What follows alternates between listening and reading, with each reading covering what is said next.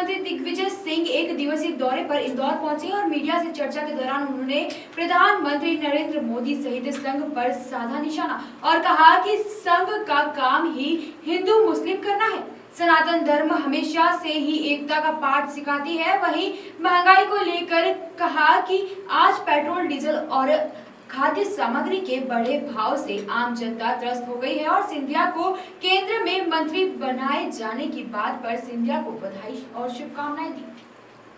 पूर्व मुख्यमंत्री और राज्यसभा सदस्य दिग्विजय सिंह ने मीडिया से चर्चा के दौरान कहा कि मोदी सरकार ने आम जनता को राहत देने की बात कही थी, लेकिन बढ़ती महंगाई की वजह से आम जनता परेशान और त्रस्त हो चुकी है।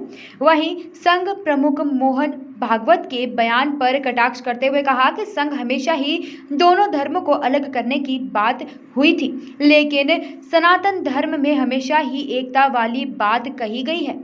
दिग्विजय सिंह ने कहा कि मध्य प्रदेश में हमारे नेता कमलनाथ हैं और उनके नेतृत्व में ही पार्टी काम करेगी। दिग्विजय सिंह ने खुद पर ही चुटकी लेते हुए कहा कि मेरे सबसे बड़ी कमजोरी और आदत यही है कि मैं घर में बैठ ही नहीं सकता। वहीं ज्योतिरादित्य सिंधिया को केंद्रीय मंत्रिमंडल में मंत्री बनाए जाने पर सवाल पूछने पर कहा कि उन्होंने मेरी तरफ से बहुत बधाई और शुभकामनाएं।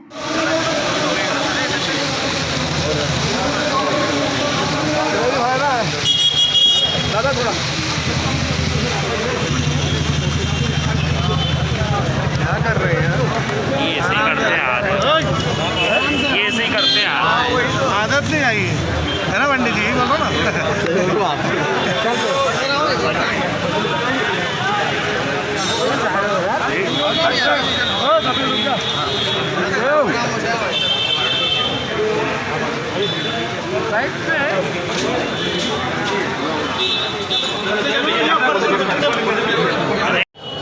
ऊपर देख लो।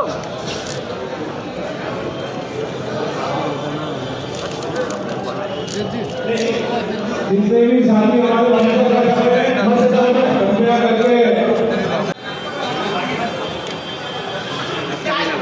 माननीय पूर्व मुख्यमंत्री राजा साहब दिग्विजय सिंह जी सभी युद्ध आत्माओं को श्रद्धा सुमन अर्पित कर रहे हैं।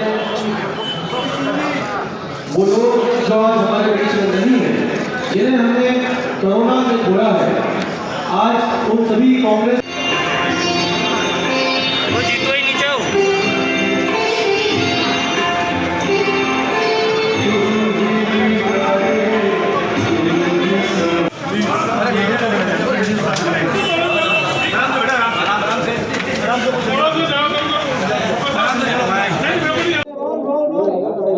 चलो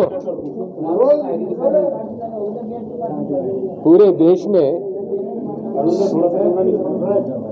गरीब और मध्यम वर्गीय परिवार महंगाई से त्रस्त है। रोजगार है नहीं,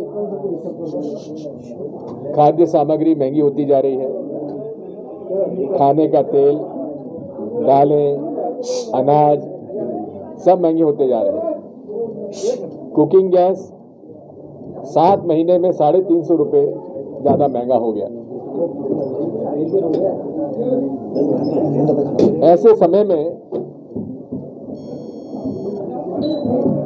मोदी जी की सरकार ने पेट्रोल डीजल पर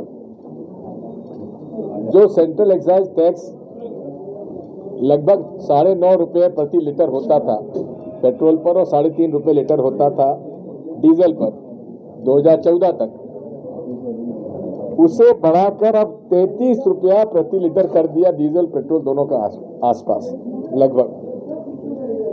यदि देखा जाए तो यही सेंट्रल एक्साइज टैक्स यूपीए ने 2014 में जितना छोड़ा था उतना कर दिया जाए तो लगभग 30 रुपया लीटर डीजल पे कम हो जाएगा और 25 रुपया लीटर पेट्रोल पे कम हो जाएगा।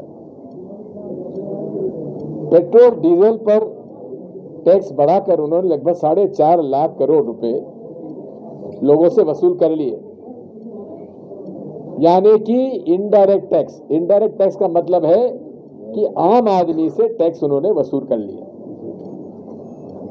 आम आदमी के टैक्स की वसूली बढ़ गई, लेकिन बड़े बड़े उद्योगपति और कॉरपोरेट्स के जो टैक्स कलेक्शन था वो घट गया। जो राहुल गांधी जी कहते थे कि सूट बूट की सरकार है, सही में सूट बूट की सरकार निकली।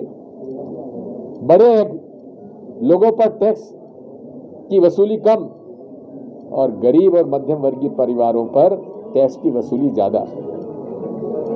पूरे महंगाई की मार आज आम आदमी झेल रहा है। इसी प्रकार राफेल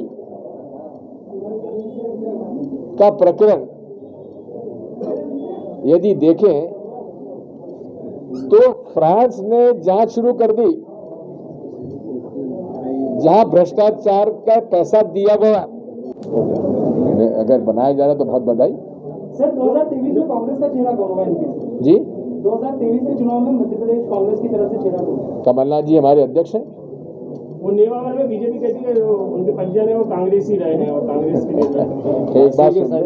एक बात सुन लो कि भारतीय जनता पार्टी उन फोटोग्राफ्स का क्या करेगी जो कि मुख्यमंत्री के बेटे शिवराज के बेटे के साथ फूल गुलदस्ता लेके गलबैया करते हत्यारों को दिखाया गया, उसका क्या करोगे? उन फोटोग्राफ्स का क्या करोगे जहां कमल पटेल के साथ वो लोग बैठे हुए हैं? वहां के लोकल विधायक भाजपा के आशीष शर्मा के साथ उनके फोटोग्राफ्स का क्या करोगे? भारतीय जनता पार्टी जो है झूठ बोलने में माहिर है, इसलिए आप कम से कम उस पर भरोसा मत करना। चलो, नेमावर की घटना विभत्स घटना है, क्रूर हत्या की गई है, निर्मम हत्या की गई है। इन्हें तो तत्काल 3 महीने के अंदर केस का डिस्पोजल फास्ट ट्रैक में डालकर फांसी की सजा होनी चाहिए, जिस प्रकार से निर्भया का। Bureau report, canon news.